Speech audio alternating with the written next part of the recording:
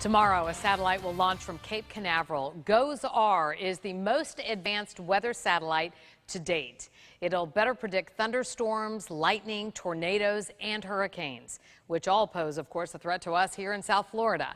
Steve Weigel is live at the Kennedy Space Center with this story that you'll see only on 5. Steve? Kelly, a beautiful afternoon here at the Cape, and of course as the sun sets you have the assembly complex, iconic building in behind me. Here's a model of the satellite that will be put into space tomorrow at 5:42 p.m. Launch has been delayed a couple of times, but it looks like it'll go tomorrow, weather permitting, and we have really exciting new stuff going on with this satellite. It'll be high resolution, one of the most amazing satellites ever put into space, and it will help us, as you said, forecast weather, hurricanes, tornadoes, and severe weather across the country and perhaps around the world too. There is a local connection here in Palm Beach County, pretty amazing. They build the engines for this rocket as it takes off into space. I spent some time with them this week, and here's the story.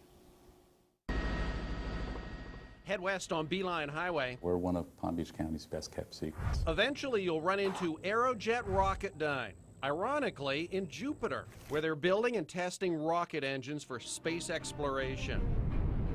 One which will power the GOES-R weather satellite. The high pressure liquid hydrogen and oxygen are injected through the main injector and burned in the combustion chamber and go through the throat, down through the nozzle, and are expelled and create thrust that powers the upper stage.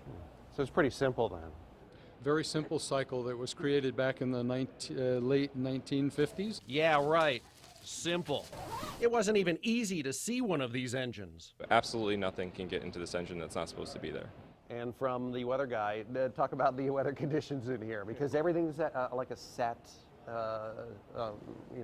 parameters. Yep, right around 70 degrees every day, no more than 60% humidity. Everything is controlled down to the minute detail.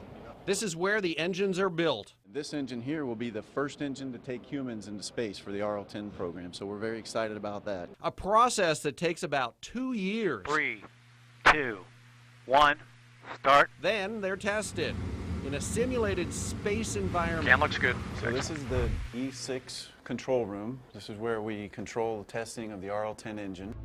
During the run, I'm here looking at the engine and making sure that our pressures and temperatures and vibrations are within spec, and we do the fine tuning. If or when the engine passes, it's sent off to be installed on the spacecraft. Then it's a team effort on launch day. We have our employees are on headsets in front of monitors monitoring the health of the engine. He does go through the roll and calls out the various systems. He'll say RL-10, and I say go if everything looks okay. Aerojet Rocketdyne has developed engines for spacecraft sent to asteroids, deep space, every planet in our solar system, and weather satellites like GOES-R. And it'll help you be even better with your predictions. Can't wait.